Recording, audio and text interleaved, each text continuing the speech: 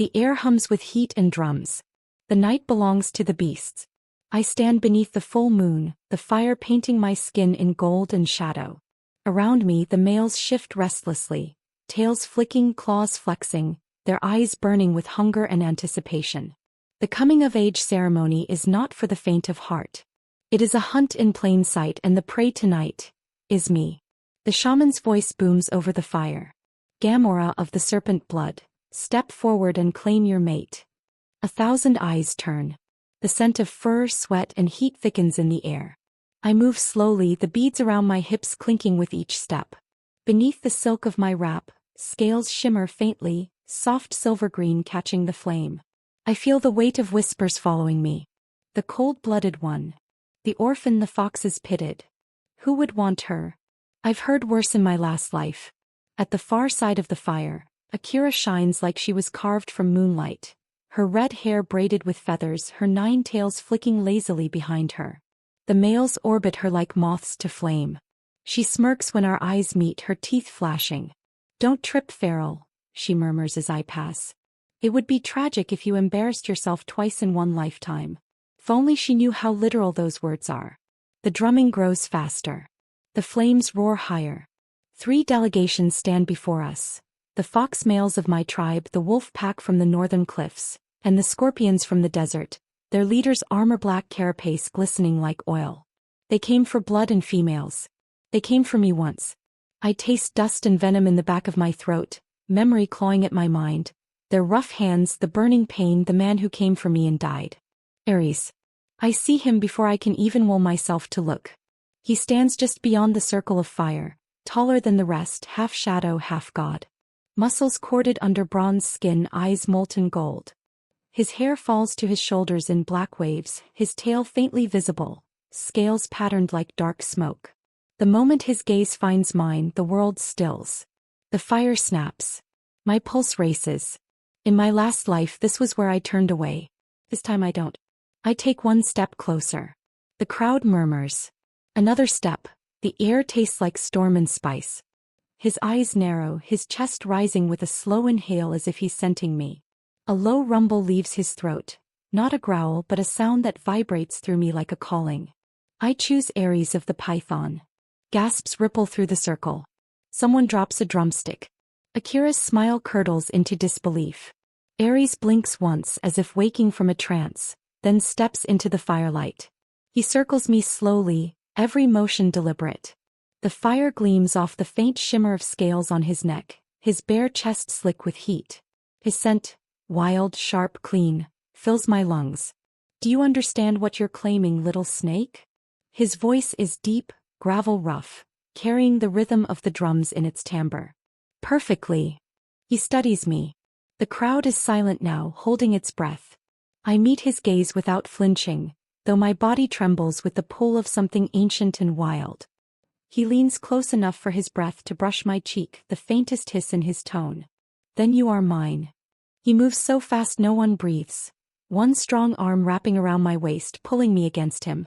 The tribe erupts in roars and howls as he marks me lightly with a graze of his fangs against my throat. The ritual seal of claim. Heat floods my body, my knees nearly buckle. I don't fear him. I never did. I only feared losing him.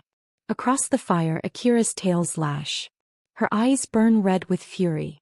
The scorpions shift uneasily, their leader's mandibles twitching in irritation. One of them spits into the dirt. The serpent horde chooses a python over us, one hisses. Then she chooses death.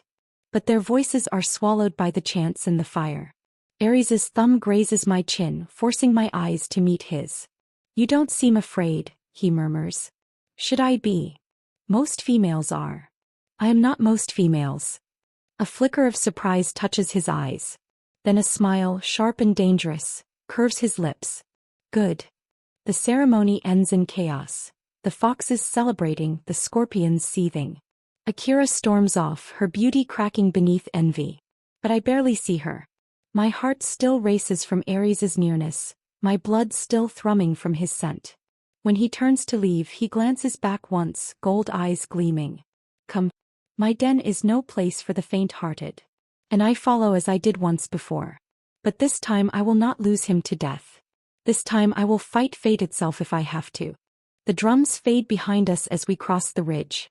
The tribe's clearing falls away into night. Ares moves like a predator born of shadow. Silent, deliberate, every muscle flowing beneath his skin like coiled steel.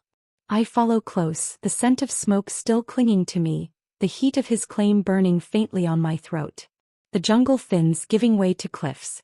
Moonlight spills across the rocks, silvering the leaves. When we reach his den, it isn't a crude hut like the others. It's carved into stone, cool and vast, draped in furs and serpent skins, faintly scented of herbs and earth. He doesn't look back as he enters. He doesn't need to. You chose me, he says at last, his voice deep and low. You knew what that meant. I did. You had other choices. Foxes, wolves, even the desert dogs. I didn't want them. He turns then, slow, deliberate, eyes gleaming in the dim firelight from the pit in the center of the room. And what do you want, little snake?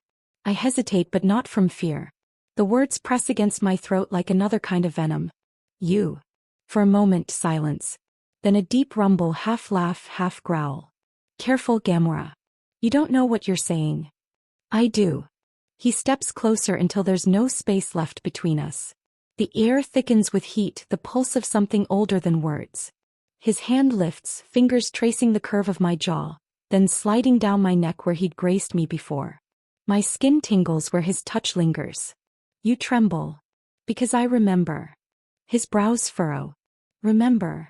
The word catches in my throat. He can't know. None of them can. I shake my head. Forget it. He studies me for a long time, then lets it go. The faintest flicker of curiosity lingers in his eyes, but he doesn't press. You're not like the others, he says softly. They flinch when I get close. You, he tilts his head, eyes narrowing. You look at me like you already know how this ends. Maybe I do. That draws a real smile from him. Not cruel, not mocking, just slow and dangerous. Then you're braver than I thought. He moves past me, stoking the fire. The muscles of his back ripple under his skin. Faint scales shimmer in the glow. You'll sleep here tonight, he says, voice rough. The den is safe. I'll take the outer watch. You don't need to. I do. You're mine now. That means your safety is my honor. His tone leaves no room for argument. He isn't boastful like the fox males or cruel like the desert scorpions. His authority is quiet, earned. It thrums in the air like a heartbeat I can't ignore. When he leaves for the mouth of the cave, I exhale slowly. The fire crackles. Outside, wolves howl to the moon. I wrap myself in one of his furs, still warm from his scent, wild earth and storm. But I don't sleep. I remember his death, the poison burning through his veins as he fell in my arms, the way his scales dimmed under desert sun. I had screamed until my voice broke, begged the gods to let me trade my life for his. And somehow they listened. A soft hiss draws me from my thoughts. He's returned, his golden eyes glinting in the firelight. The tribe is restless, he murmurs. The scorpions didn't take your choice well. Let them choke on it. That earns another low laugh. You truly are a snake. He sits beside me, close enough that his heat seeps into my skin. The silence stretches, not awkward but heavy, charged. Then, without warning, he reaches out and traces one finger along the faint scales at my shoulder. Your markings are rare, he says quietly. Most serpent females hide them. Why? Because they draw attention. Do they draw yours? The look he gives me could melt stone. Yes. My pulse skips. I can almost taste the wildness in him, the beast that hums beneath the surface. Powerful, controlled, dangerous. The same wildness that used to terrify me now calls to me. He leans close, his breath warm against my ear. Sleep, little serpent. You'll need your strength. For what? For staying alive. The sound of his voice wraps around me like smoke. I lie down, the fur brushing my skin, and close my eyes as his scent fills the cave. For the first time since my rebirth, I let myself rest. Because this time he's alive. And I'll do anything to keep it that way. The fox tribe had grown restless since the ceremony.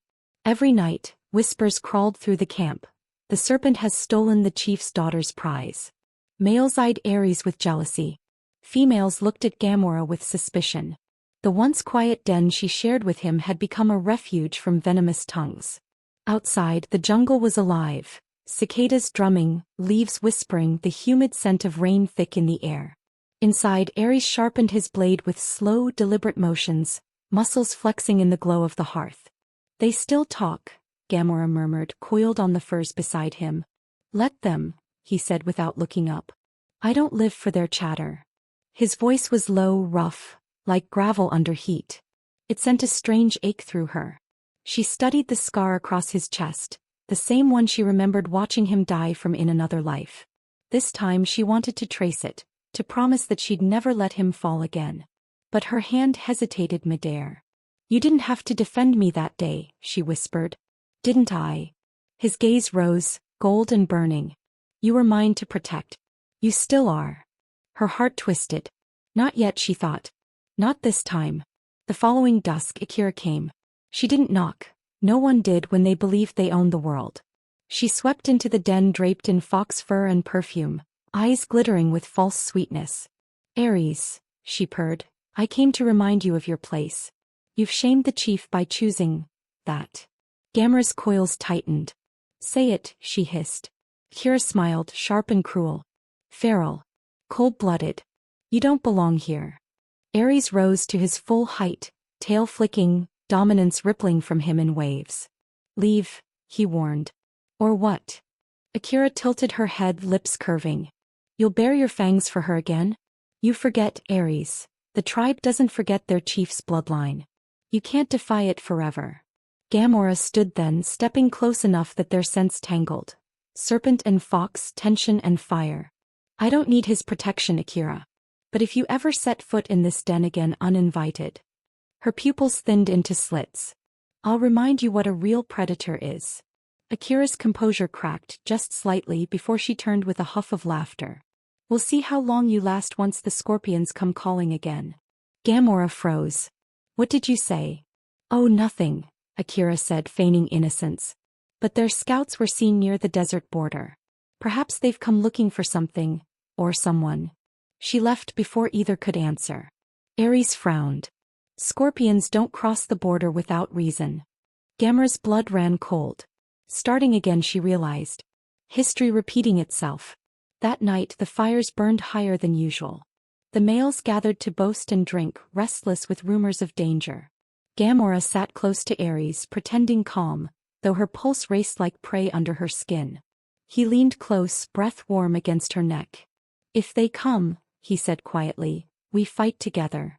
She turned to him, the fire painting his face in gold and red. You're not dying for me again, Ares. He froze, eyes narrowing. Again. The word slipped before she could stop it. She swallowed, forcing a small smile. I mean, ever. Not ever. He studied her, something wary and half-wild flickering in his eyes, but he didn't press. Instead, his hand rose, fingers brushing the back of her neck in a touch that burned. Then promise me this, he murmured. If the tribe turns on us, we run. Together. Gamora nodded, though her throat was tight. Together. Outside, a scout's horn split the night. The firelight turned crimson, shadows stretching as shouts rang out. Scorpions. At the border. Ares grabbed his weapon and rose in one fluid motion. Stay here. Like hell I will, she hissed, already reaching for her dagger. Their eyes met, predator to predator. He hesitated, then nodded. Then stay behind me. The jungle roared alive with alarm. Males rushed from their dens, the sharp scent of poison carried on the wind. And as Gamora followed Ares into the chaos, her heart clenched with dread and resolve. She had watched him die once in her arms. This time she would make sure the firelight burned for them both. The jungle burned with the hiss of steel and venom. Scorpion warriors burst from the trees, their chitin gleaming under the moon, tails arched and stingers glistening black. The scent of poison and dust filled the air, alien in the lush green of the fox tribe's territory. Gamora's instincts surged before thought. Her fangs dropped, breath coming fast, her tail lashing through the air. Beside her, Ares had already shifted halfway, scales rippling over his skin, his eyes glowing molten gold as he struck like a storm of muscle and rage. Stay close, he growled. I told you I'm not prey, she hissed back, slicing her blade through a scorpion's arm. The creature screeched, retreating into the dark, only to be crushed beneath Ares' tail.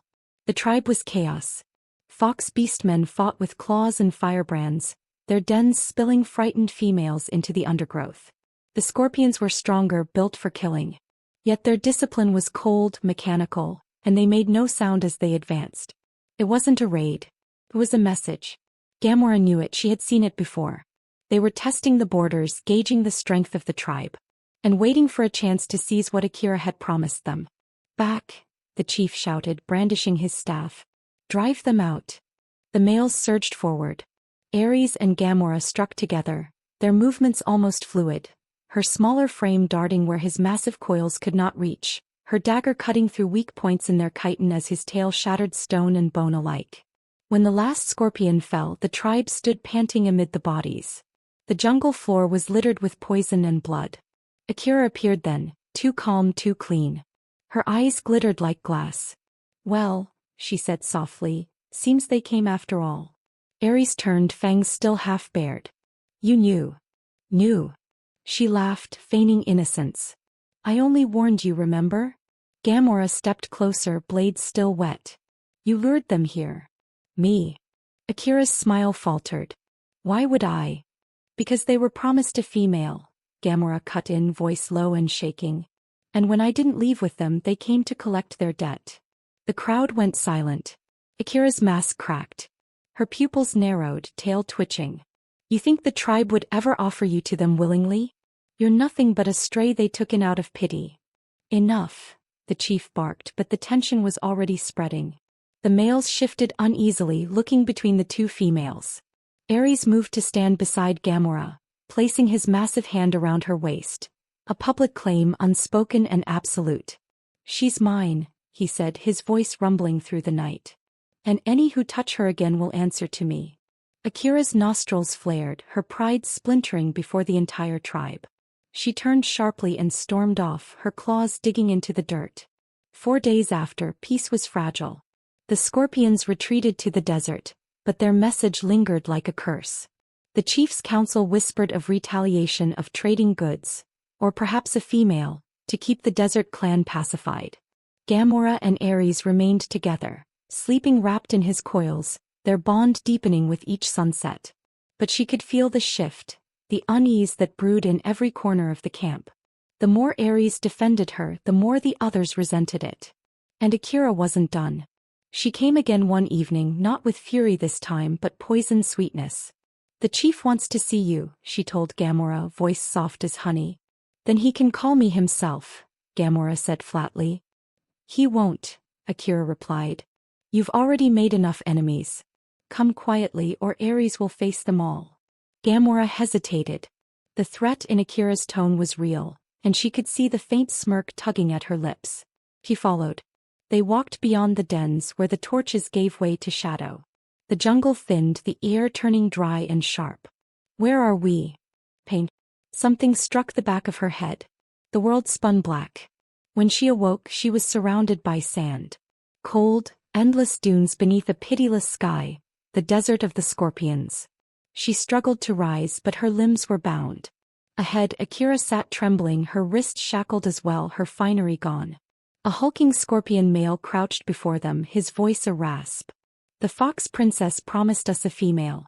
She has delivered too. Akira's eyes went wide, realization dawning too late. No, I didn't mean. The male grabbed her chin. You spoke our tongue. You knew our deal. Gamora's blood turned cold. The past had returned in full circle, but this time it wouldn't claim her. Let her go, Gamora hissed, her pupils slitting. I'm the one you want. The scorpion laughed, tail curling overhead. We want both. The air shimmered, heat and death. But before the sting could fall, a shadow crashed through the dunes. A massive python tore through the sand, jaws open, fury blazing. Ares. Behind him came 2 others. Cain, the dark wolf, and Reek, the black panther, both from the border patrols. Their roars shook the desert. The scorpions scattered. Sand flew, blood sprayed. Gamora rolled free of her bonds as Ares slammed into the lead warrior, crushing him with a twist of his coils. Cain grabbed her hand, dragging her up. Can you run? I can kill, she snarled, driving her dagger into the nearest scorpion's eye.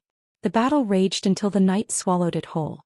When silence fell, Akira was gone, dragged deeper into the sands. The others searched until dawn, but only her broken anklet remained.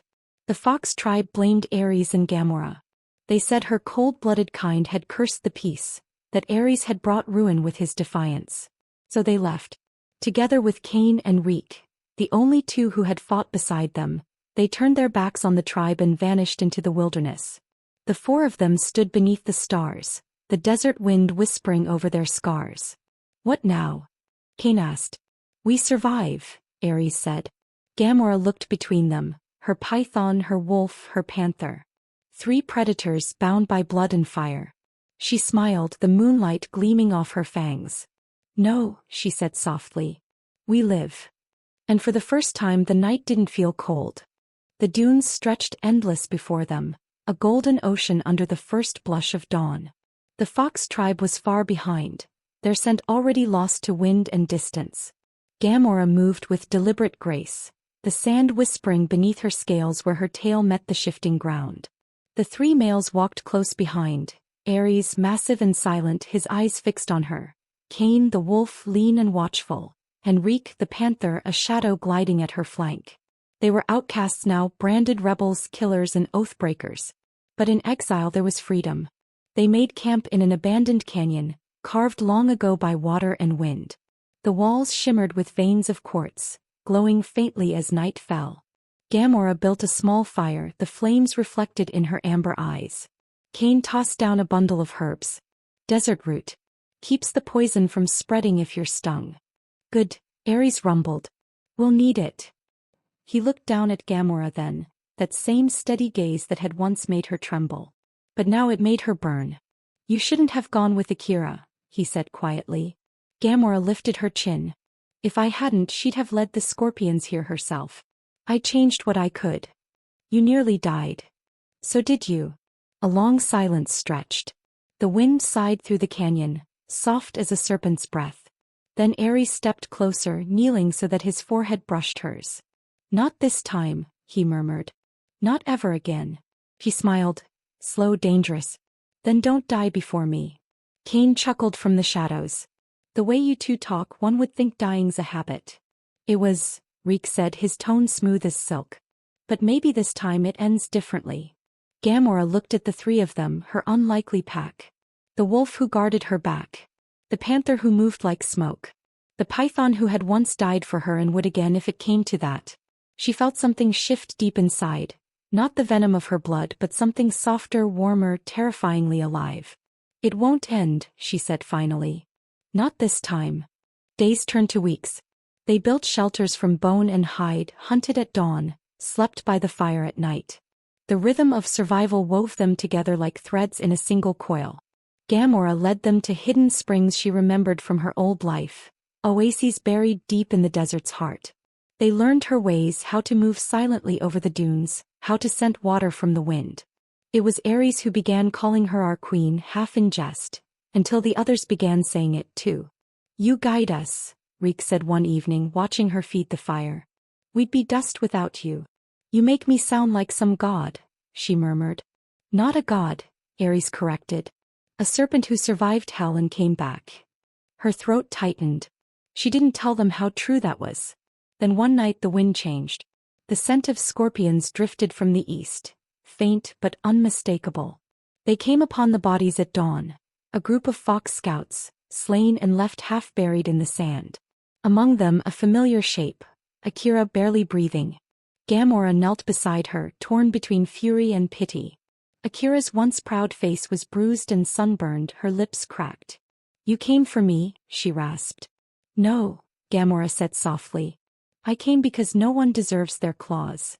Akira's eyes filled with tears. "They said you'd become the serpent witch, that you'd killed them all.